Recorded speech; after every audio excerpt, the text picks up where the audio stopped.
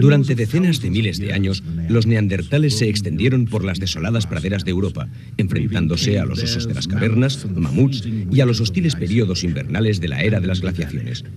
Tras este accidentado periodo, desaparecieron. Su extinción ha sido motivo de debates y especulaciones que se han prolongado durante más de un siglo. El misterio, sin embargo, persiste. Soy John Rhys Davies. Acompáñenme en este apasionante viaje a través del mundo prehistórico del hombre de Neandertal.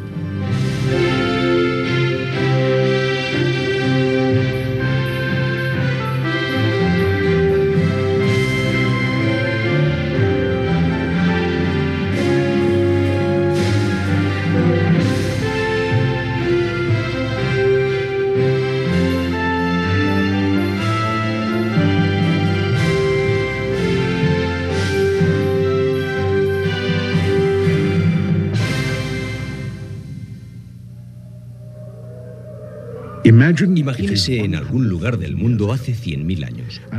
Una capa de hielo de 1.600 metros de grosor cubre los territorios de Escandinavia y Siberia.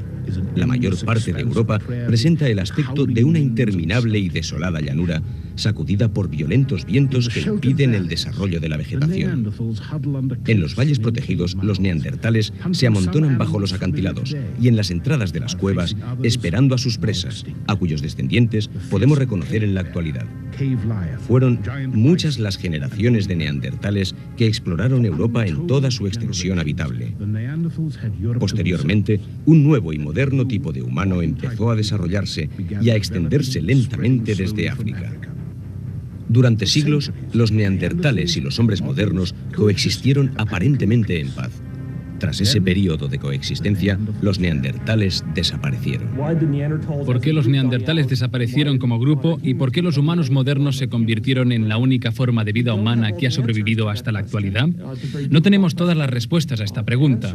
Es una cuestión difícil de resolver, pero cuya respuesta estamos analizando a partir del estudio de los fósiles, de sus artefactos y los desechos que depositaron en sus asentamientos.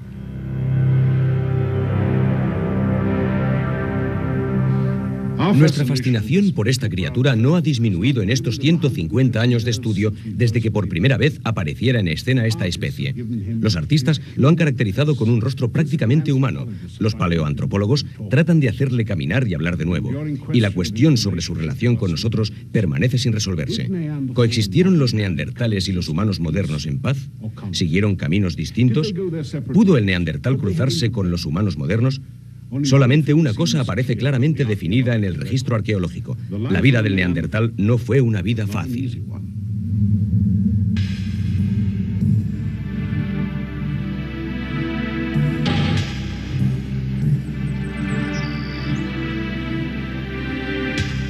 En 1856, un esqueleto humano fue encontrado en el Valle de Neander, en Alemania. Su descubrimiento significó el inicio de un debate que se ha prolongado durante un siglo y medio.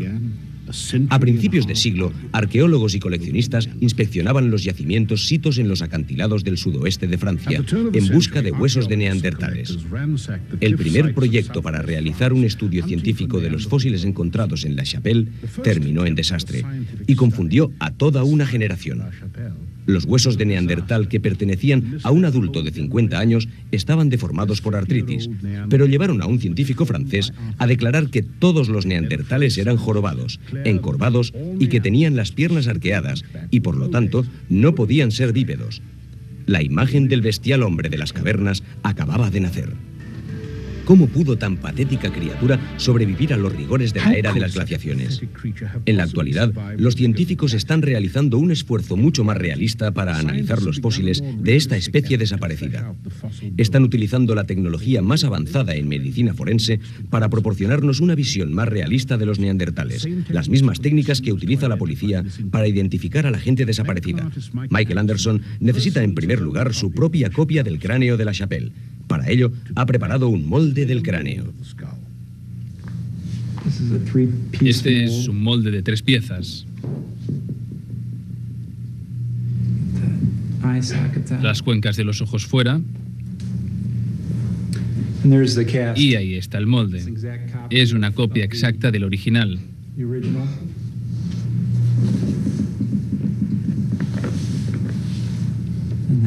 Y esta es nuestra obra acabada. El cráneo del neandertal es parecido al del hombre moderno. Las medidas de su cráneo entran dentro del margen de variación observado en las medidas del cráneo del hombre moderno. Pero hay algunos rasgos únicos en el cráneo de los neandertales, entre los cuales destacan su baja frente y sus pronunciadas órbitas superciliares. También presenta una gran obertura nasal. Este es uno de los rasgos distintivos de los neandertales, así como su característica prominencia de la mandíbula inferior, que no es tan pronunciada como en el hombre moderno. Con la ayuda de un texto actual de anatomía, Anderson aplica la arcilla cuidadosamente para reproducir la forma exacta de los músculos que poseía el cráneo del neandertal. Los músculos en el cráneo del neandertal son exactamente los mismos que encontraríamos en el cráneo del hombre moderno. Los patólogos han cifrado su edad en unos 40 años, lo cual supone una edad muy avanzada para un neandertal.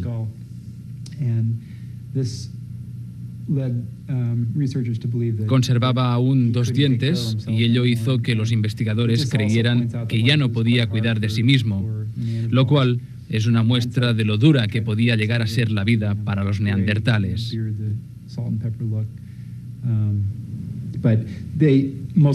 Traté de colorear la barba con un poco de gris, pero esta persona había tenido el rostro seguramente cubierto de cicatrices y fue, probablemente, golpeado violentamente. Creo que esta descripción habría sido reconocida por los miembros de la tribu de los neandertales. Y aquí está el neandertal acabado, reconstruido por Anderson con las mismas meticulosas técnicas de medicina forense. Los fósiles ya no ofrecen esa imagen de depravación y brutalidad, sino una curiosamente familiar de fuerza y musculatura. Una de las primeras cosas que se observan al contemplar los restos de un neandertal, o bien su reproducción, es su robusta constitución. Por ejemplo, el tamaño de los acoplamientos de los músculos pectorales era aproximadamente el doble que el de los hombres modernos. Tenían el físico de Mr. Universo, sin necesidad de trabajar para ello. Todos lo poseían, formaba parte de sus necesidades diarias.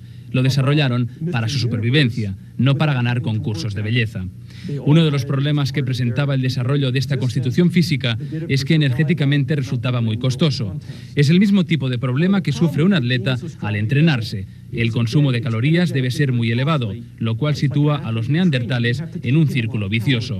Tenían que consumir muchas calorías para mantener esos poderosos cuerpos, de manera que para conseguir esa cantidad de calorías tenían que mantenerse en constante movimiento para desplazarse en busca de alimentos. De ahí el origen de ese círculo vicioso.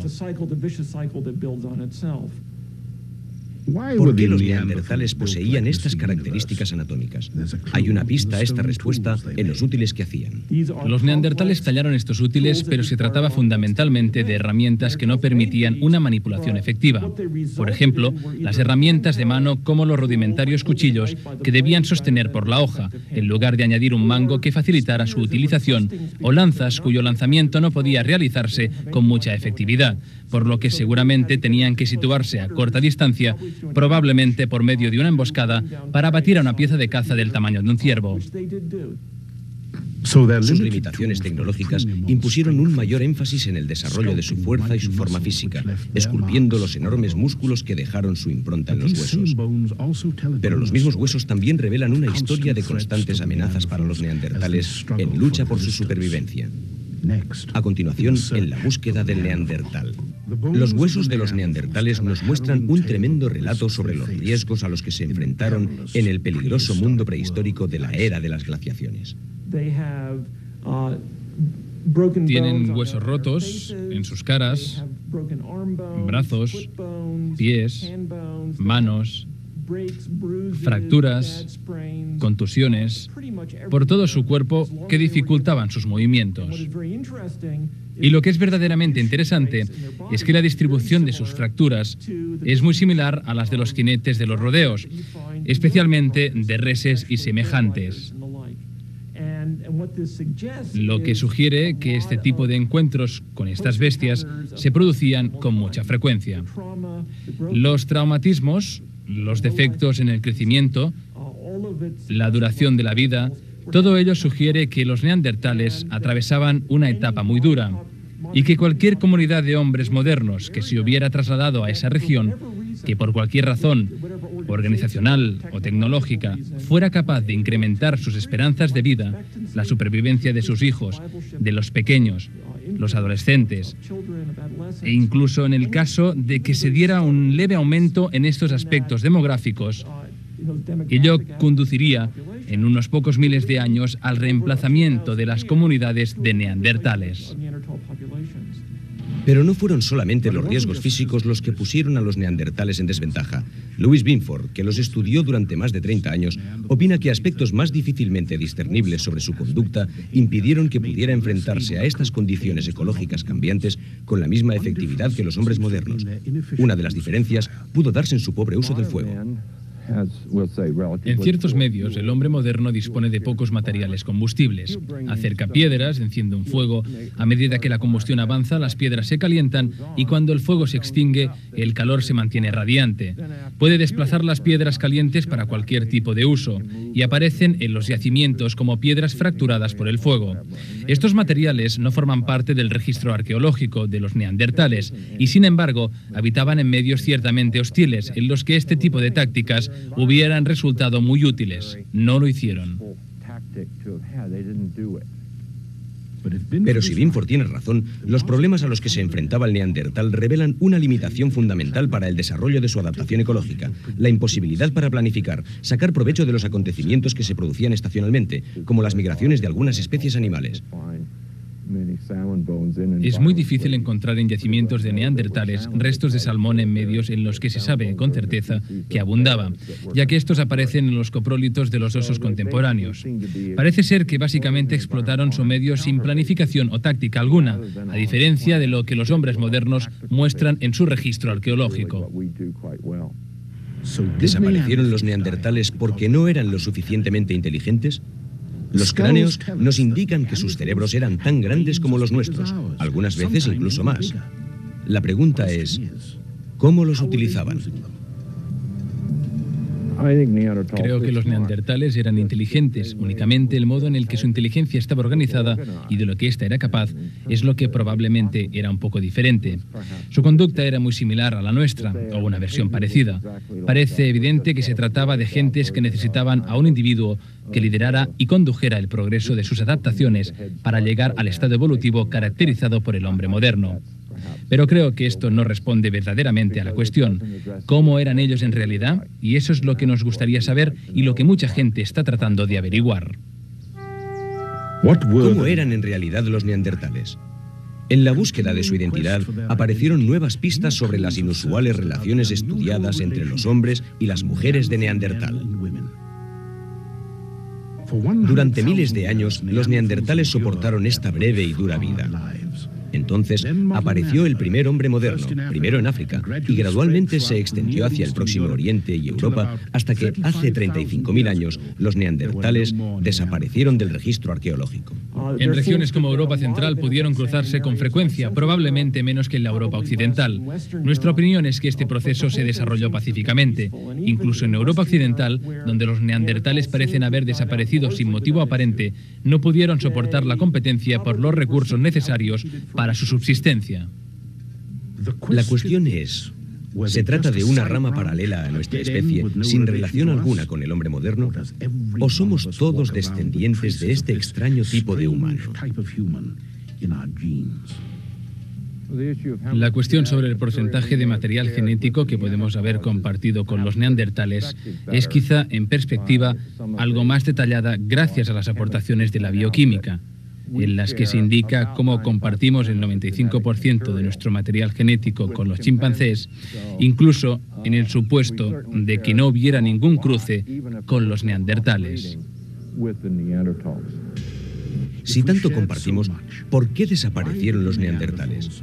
Louis Binford cree que las peculiaridades en las adaptaciones de los neandertales estaban destinadas a hacer que éste desapareciera, y nada era más peculiar que las relaciones entre los hombres de Neandertal y sus mujeres. ¿Estaban organizados en familias en las cuales los hombres cooperaban con las mujeres y mantenían a los jóvenes? Obviamente, esta es una de las cuestiones que más nos gustaría revelar. En el yacimiento de Comgrenal, en el sudoeste de Francia, Binford llega a una extraordinaria conclusión. Los hombres y las mujeres, según cree, llevan una vida separada, llevando a cabo la recolección fuera de la cueva y comiéndose la mayor parte de cuanto recogen in situ. No se llevaba mucha comida para compartir a la cueva. Esa vital institución humana, la familia, no parece estar presente. Creo que tenemos que imaginarnos que la mayor parte de la alimentación se realizaba individualmente y donde se encontraran los alimentos. Y las cosas que se llevaban de regreso a la cueva eran principalmente las que se debían procesar, calentar, descuartizar, etc. La imagen que tenemos dista mucho de la visión de la familia tradicional que se reúne para la cena. Esta lectura de su etología está determinada por los diferentes tipos de especímenes que encontramos en diferentes lugares de la cueva y por la frecuencia con la que creemos que tenemos la posibilidad de distinguir a los machos y a las hembras, lo cual es discutible, pero hay ciertamente un tipo de dicotomía en el asentamiento que sugiere que las hembras pueden haber pasado la mayor parte de su tiempo solas, recibiendo a los machos periódicamente, pero no parecen constituir un grupo mixto permanentemente asociado. ¿Fue la cooperación entre el hombre y la mujer una ventaja clave que los hombres modernos tuvieron sobre los neandertales? ¿Una ventaja que condujo a los neandertales a la desaparición?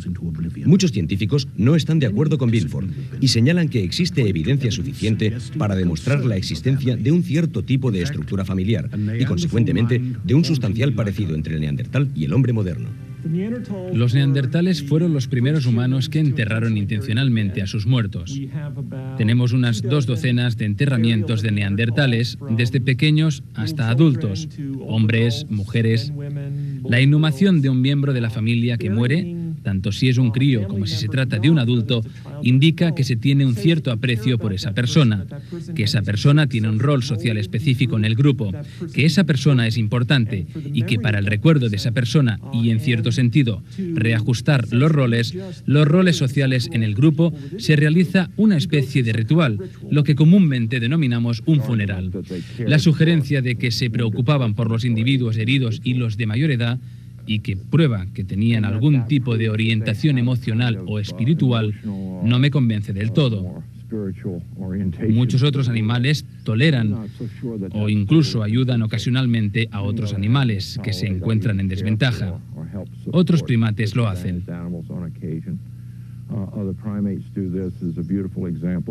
Hay un precioso ejemplo en Japón, la existencia entre los macaques de un individuo con una serie de desventajas congénitas que lo consiguió y logró dar a luz, etc.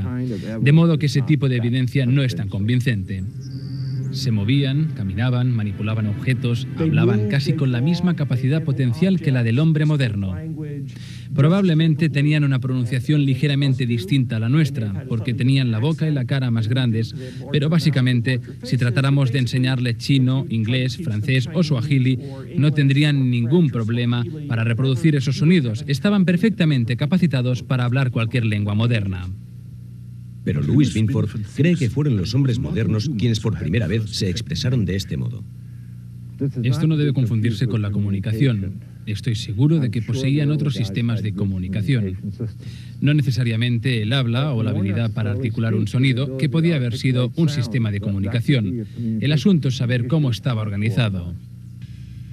¿Qué sucedió realmente cuando los neandertales, quizá en desventaja en cuanto a capacidad de articulación de sonidos, tecnología y recolección de alimentos, se encontraron con los hombres modernos? Naturalmente es muy interesante especular, particularmente si nos basamos en los datos de Europa Occidental, donde parece haber alguna indicación sobre la presencia de los neandertales en la misma época en que el hombre moderno hizo su aparición en la zona. Se extendieron gradualmente, se cruzaron con los neandertales. Su progenie, por tanto, tendría las características biológicas y anatómicas ancestrales de los neandertales y del hombre moderno. y la población resultante se extendió hacia el norte y hacia el oeste para finalmente constituir lo que conocemos por el hombre moderno, y llegando a la eventual desaparición entre los años 35.000 y 30.000 de los homínidos que denominamos neandertales.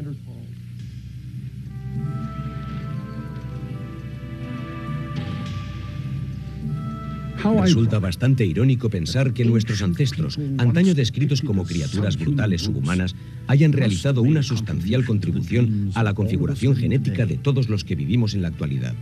No hay ningún neandertal en la actualidad, pero estos no desaparecieron sin más. Heredamos su material genético y fue su progenie la que condujo hasta los primeros ancestros de los europeos modernos. Le hemos dado al neandertal un rostro humano, y en muchas facetas su parecido con el hombre moderno es ciertamente sorprendente. Se preocupaban por los enfermos y los heridos en un mundo lleno de peligros y enfermedades. Enterraban y lloraban a sus muertos, probablemente esperando una vida mejor para el difunto en el otro mundo. Pero no podían ver más allá de sus problemas cotidianos. Esta falta de previsión pudo haber sido el detonante de su desaparición. Quizá a nosotros, sus descendientes, hagamos bien en recordarlo.